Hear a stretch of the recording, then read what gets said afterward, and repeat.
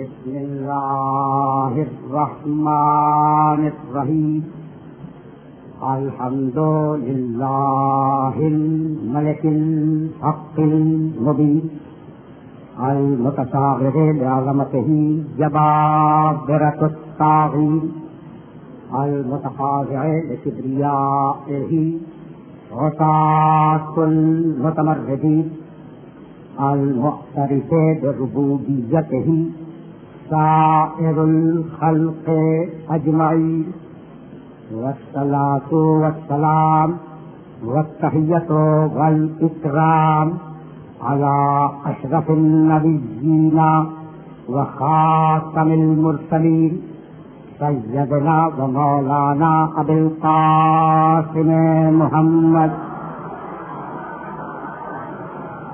وأهل بيته الطيبين الطاهرين المعصومين المظلومين أما بعد فقد قال الله سبحانه وتعالى في محكم كتابه المبين بسم الله الرحمن الرحيم أفمن يهدي إلى الحق أحق أن يتبع امن لا يهدي الا ان يهدى فما لكم كيف تحكمون.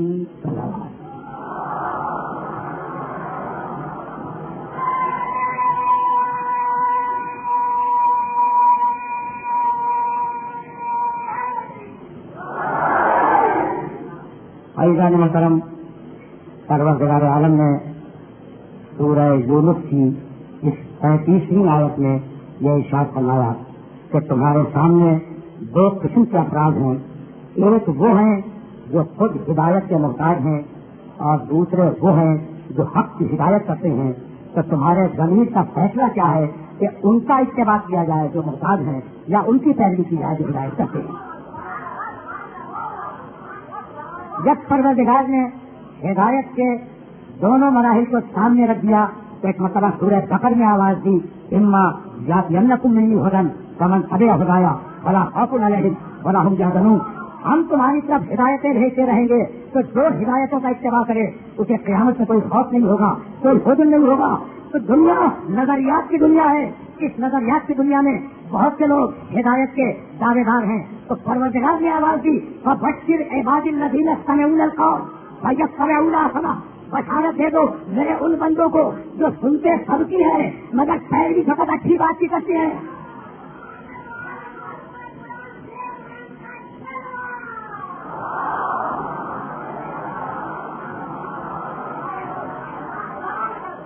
سنو پیغام ہے قرآن کا کہ سنو سب کی مگر پیروی کرو صرف اس بات کی جو اللہ کی طرف سے آئے. ایک مرتبہ سورہ منزل میں آواز دی انا لینا ہوگا. ہدایت کی ساری ذمہ داری ہماری ہے، ہدایت کرنا ہمارا کام ہے، اتباع کرنا تمہارا کام ہے.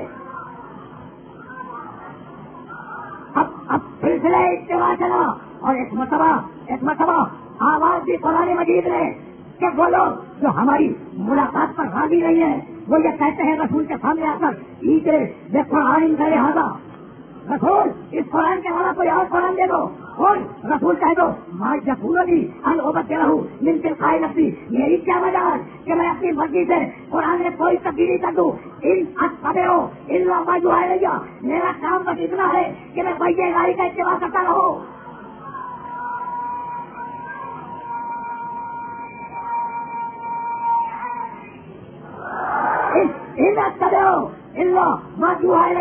میرا کام یہ ہے کہ میں وحی الہی کا اتباع کروں. تو محمد کا کام یہ ہے کہ وہ وحی الہی کی پیروی کرے، وحی الہی کا اتباع کرے. اور اب پورے جھانکے میں آواز دی 45واں سورہ قرآن مجید کا اور پورے کے اچھا ہے ثم جعلناک علی شریعۃ من الامر فاتبعھا ولا تتبع اہواء الذین لا یعلمون. ہم نے تجھے شریعت دی ہے، شریعت کا اتباع کر.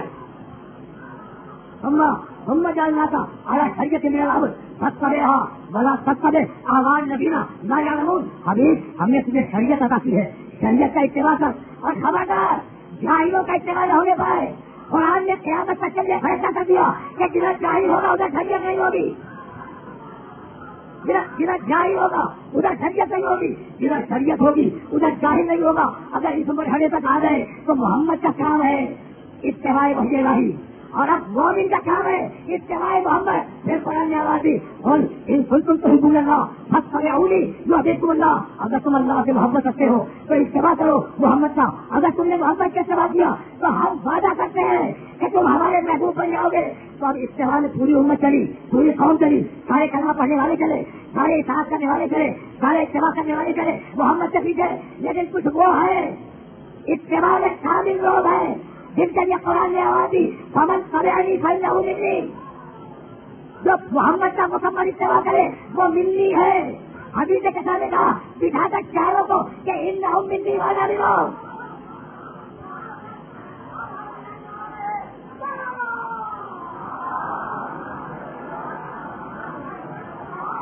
اتباع میں کچھ پیچھے ہیں، کچھ آگے ہیں، کچھ اور آگے ہیں، کچھ محمد سے بہت قریب ہیں۔ اسی لیے سورہ انفال میں آواز دی یا ایھا النبی حسبک اللہ ومن اتبعک من المؤمنین۔ حبیب تو جنگوں میں پھروانے کا، تیری مدد جنگوں میں ہم کریں گے، اور وہ کرے گا جو تیرے اتباع میں شامل ہے۔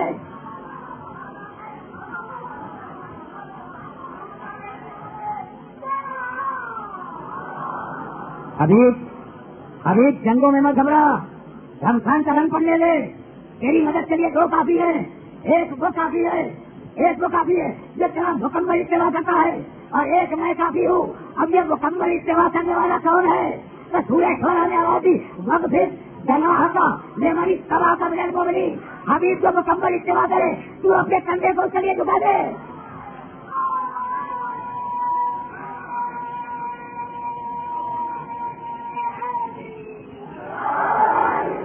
یہ ہے اتباع ہدایت۔ اور اب سورہ توبہ میں آواز دی هو الذی ارسل رسولہ بالہدی ودین الحق لیظہرہ علی الدین کلہ ولو کرہ المشرکون۔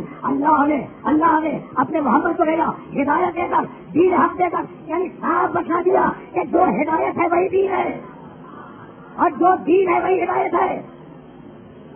صاف بتایا کہ جو دین ہے وہ ہدایت ہے، جو ہدایت ہے وہ دین ہے۔ یہ سورہ توبہ، یہ دین حق ہے۔ اور اب سورہ نصر میں آواز دی بسم اللہ الرحمن الرحیم اذا جاء نصر اللہ والفتح ورأیت الناس یدخلون فی دین اللہ افواجا۔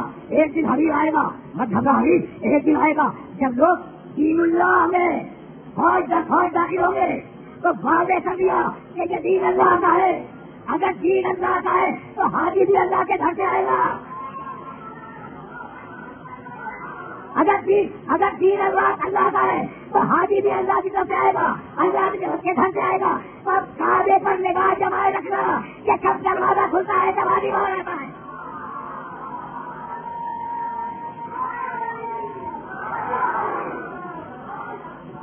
عرب قرآن نے آواز دی والسلام علی من اتبع الہدی۔ سلام ہو ان لوگوں پر جو اتباع ہدایت کرتے ہیں، جو ہدایت کا اتباع کرتے ہیں، جو اتباع رسول کی آخری منزل پہ ہے۔ سلام ہمارا تو یہ وہ لوگ ہیں جنہیں رضی اللہ نہیں کہا جاتا، نہیں سلام کہا جاتا ہے۔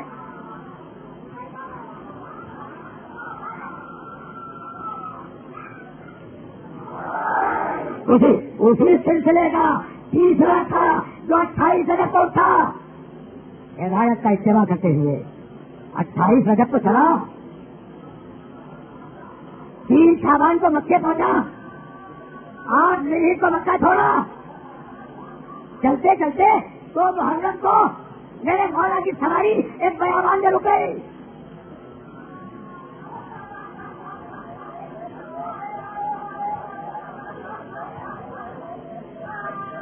کہا بھیا عباس ذرا گاؤں والوں کو تو بلا کے لاؤ۔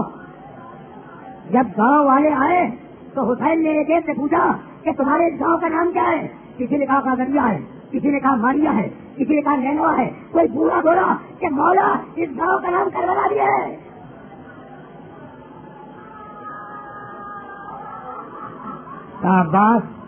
عباس خیمے برپا کر دو، اب یہی ہماری آخری آرام گاہ ہے۔ 2 محرم کو خیمے لگے، 3 محرم کو خیمے ہٹے، 4 محرم کو پہلے 7 کا فوجیں آئی، 7 محرم سے احتیاط ہو گیا، اور اب عاشور کی شب آئی۔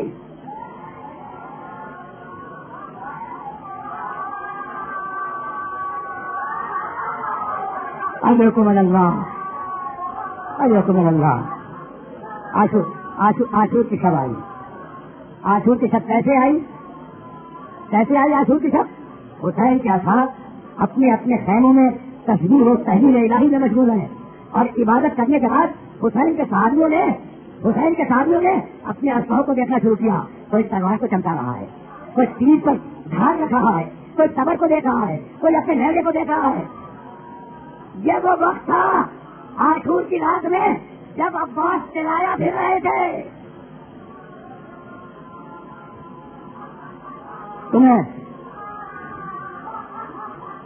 تمہیں معلوم ہے نا میرے سننے والوں، تمہیں معلوم ہے کہ 2 محرم کی رات سے لے کر شب عاشور تک عباس نے پوری رات خیموں کی نگرانی کی ہے، اور ان کے ساتھ اکبر ہوتے تھے، قاسم ہوتا تھا، اور محمد ہوتے تھے۔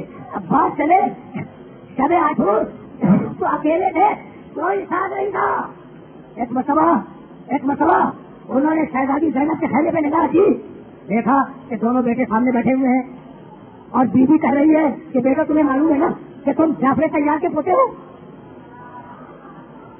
بیٹا تمہیں معلوم ہے نا کہ تم حیدر کرار کے نواسے ہو؟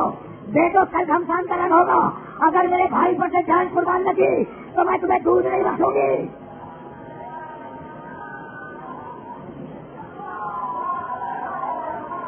عباس اجرکم اللہ، اجرکم اللہ۔ عباس نے شہزادی زینب کا خیمہ دیکھا، آگے بڑھے، جناب ام نینا کے خیمے پہ آئے، دیکھا کہ اکبر ماں کی آگوش میں ہے، اور ماں بیٹے سے یہ کہہ رہی ہے کہ بیٹے میں تیرے خاندان سے نہیں ہوں، بیٹے میں تیرے خاندان کی نہیں ہوں، تو بیٹے میں نے ابھی اجازت دے دی، کل رنگ میں چلے جانا تاکہ قیامت سے مجھے کوئی قریب شادی سے ملنے کی نہ ہو۔ اجرکم اللہ۔ عباس خیموں کا کنایا پھر رہے ہیں، ادھر آدھی رات ہوئی، ہلال ابن نافع حسین کا چاہنے والا حسین کے خیمے کے دروازے میں بیٹھا ہوا ہے۔ ایک مرتبہ آدھی رات کو حسین نکلے اور چلے بیابان کی طرف، ہلال پیچھے چلا، حسین نے قدموں کی کیا محسوس کی، کہاں آنے والے کون، کہاں مولا آتا خادم ہلال۔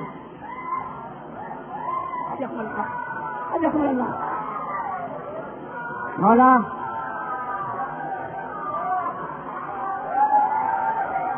جملے سن لو، اجرکم اللہ، جملے سن لو۔ حسین چلے آدھی رات کو بیابان کی طرف، پیچھے ہلال چلا، حسین نے قدموں کی چاپ محسوس کی، کہاں آنے والا کون، وہاں تو میری تھی، تاریخی تھی، کہاں مولا آپ کا خادم ہلال، کہاں ہلال تو میرے ساتھ کیوں ہے، کہاں مولا پورا زمانہ آپ کا دشمن ہے، اگر اس اندھیری رات سے کچھ ہو گیا تو قیامت میں آپ کے جانا کو کیا بول نکلا ہوگا۔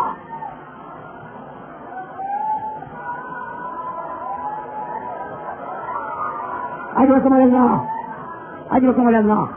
اچھا ہے لال، اگر تم میرے ساتھ آئے ہو تو آؤ اب میرے ساتھ۔ یہ کہہ کر حسین نے ہلال کا ہاتھ اپنے ہاتھ میں لیا اور کھینچتے ہوئے ایک مقام تک لے گئے، اور اس کے بعد کہا ای اللہ، اور پھر حسین نے رونا شروع کیا، کہا ہلال اس جگہ کو جانتے ہو؟ کہا نہیں مولا نہیں جانتا، کہا یہ وہ مقام ہے کیا میرا نوجوان علی اکبر پر ٹھیک آئے گا۔ آگے لے گئے، پھر کہا انا للہ و انا الیہ راجعون، ہلال اس مقام کو پہچانتے ہو؟ کہا نہیں مولا، میں نہیں جانتا، کہا میرا بھائی عباس اس مقام سے گھوڑے سے نیچے آئے گا۔ اجرکم اللہ،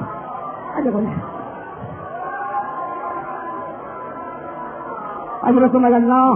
تم نے ذریعہ کیا لیکن جملہ سنتے جاؤ۔ حسین ہلال کو مقامات بتاتے رہے، منزلوں کی تعین کرتے رہے، یہاں علی اکبر گرے گا، یہاں عباس گرے گا، یہاں اولو محمد گریں گے، یہاں قاسم گرے گا، اور اب ہلال کہتا ہے کہ حسین مجھے کھینچتے ہوئے سینے پہ لے گئے، اور کہا ہلال اس جگہ کو پہچانتے ہو؟ کہا نہیں بولا، کہا یہ وہ جگہ ہے کیا میں آدمی کو لے کے آؤں گا۔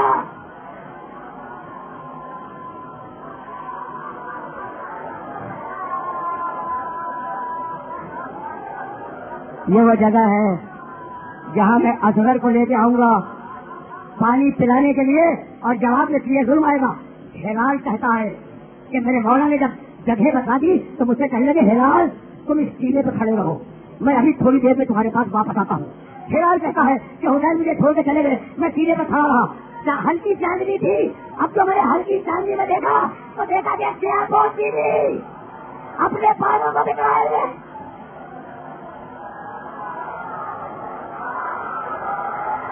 مقتل کی زمین کو صاف کر رہی ہے. حسین چھوڑتے جاتے اور کہتے جاتے اماں میں آ گیا, میری اماں میں آ گیا.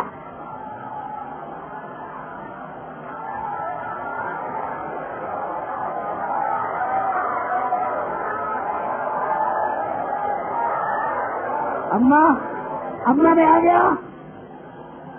حسین پلٹے, اجرکم اللہ, اجرکم اللہ. حسین پلٹے, ہلال ساتھ ہے.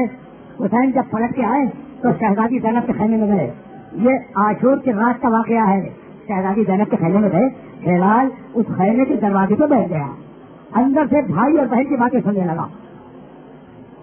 ایک مرتبہ شہزادی زینب نے حسین سے پوچھا کہ بھیا کل کا فیصلہ کیا ہوا؟ کہا بہن جنگ تو ہوگی. کہا بھیا آپ نے اپنے ساتھیوں کو آزما لیا ہے, کہیں ایسا تو نہیں کہ وہ اینڈ وقت آپ کو چھوڑ کے چلے جائیں؟ ہلال کے کانوں میں یہ جملہ آیا, دوڑتا ہوا اصحاب حسین کے پاس آیا. کہا کیا بیٹھے ہوئے تلواریں صاف کر رہے ہو؟ علی کی بیٹی کا تم سے اعتبار نہیں ہے.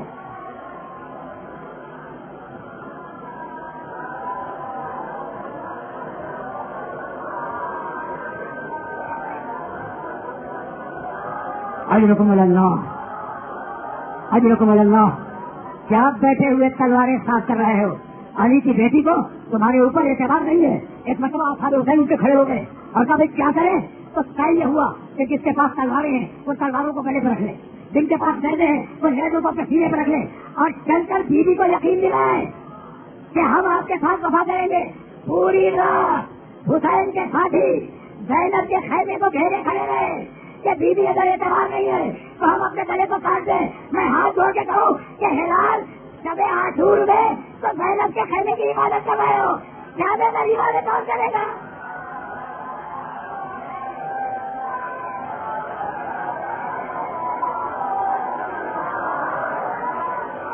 غریبا میں کون عبادت کرے گا؟ ایک مرتبہ اصل عاشور آئی اور فرات کا پانی نہیں تو ادھرنے لگا اور کہیں کی آواز آئی اللہ کو بہن حسین کو بچا بنا, اللہ کو بہن حسین کو بچا بنا.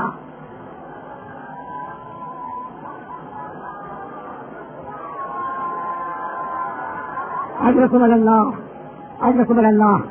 وہ قافلہ جو 28 رجب کو چلا تھا اس کا قافلہ سالار شہید ہو گیا. اللہ کو بہن حسین کو کربلا کی آواز بلند ہوئی اور ایک مرتبہ علی کی بیٹی آستینوں کو لٹی ہوئی باہر آئی. میں کا بازاروں بھاگایا کھا جاؤ, علی کی بیٹی آ رہی ہے.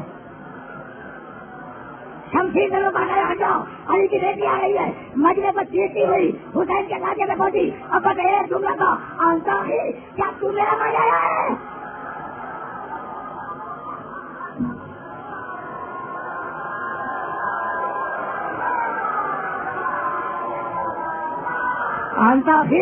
کیا تو میرا مانا ہے؟ یہ کہتا شہزادی فوٹو کے بجائے نہیں, دونوں ہاتھوں سے لاٹھوں کو اٹھایا اور کہا اللہم تقبل منا ھذا القرآن, میرے مالک اس قربانی کو قبول کر لے.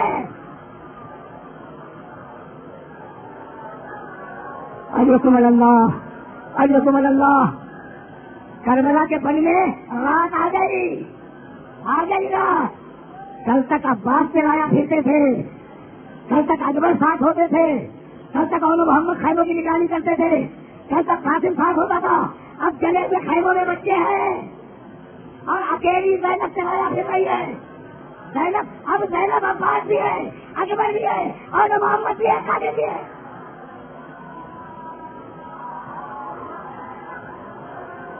اجرکم اللہ, اجرکم اللہ. بس میری تقریر اپنے آخری مرحلوں سے قریب ہو گئی. اکیلی زینب گلے ہوئے خیموں کے چاروں طرف پھر رہی ہے کہ چاندنی میں کوئی سوال آتا ہوا نظر آیا. پلٹ جا, خیمے لوٹے جا چکے, اب ہمارے پاس کچھ نہیں ہے. لیکن سوال بڑھتا ہوا آیا. اب علی کی بیٹی ہے نا, ایک مرتبہ جلال آ گیا, آگے بڑھ کر گھوڑے کی لگام تھام لی. آپ پہچانتا کیوں نہیں کہ میں علی کی بیٹی تم سے کہہ رہی ہوں؟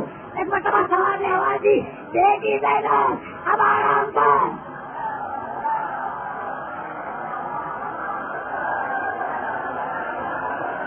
بابا آئے ہو جب جائے چلا گیا, بابا آئے ہو جب سکینہ کے پوتے میں آگ لگ گئی, بابا آئے ہو جب میرے سر پہ زیادہ کھل گئی. ابھی یہ باتیں ہو رہی تھی کہ شہزادی آخری بولنا شہزادی عمر پر تم بھاگتی ہو جائی. بہن جگہ ہوئے خیموں کے پیچھے کوئی بیوی بیٹھی رو رہی ہے. اب تو دونوں بہنیں چھوٹی تو بال کھولے ہوئے کوئی مظلوم بیٹھی ہوئی کہہ رہی تھی ہائے میرا بیٹا ہوتا ہے, ہائے میرا بیٹا ہوتا ہے. ارے تجھے پانی نہیں دیا, تجھے شہید کر دیا, کربلا کے بدلے 3 دن کا بھوکا گیا.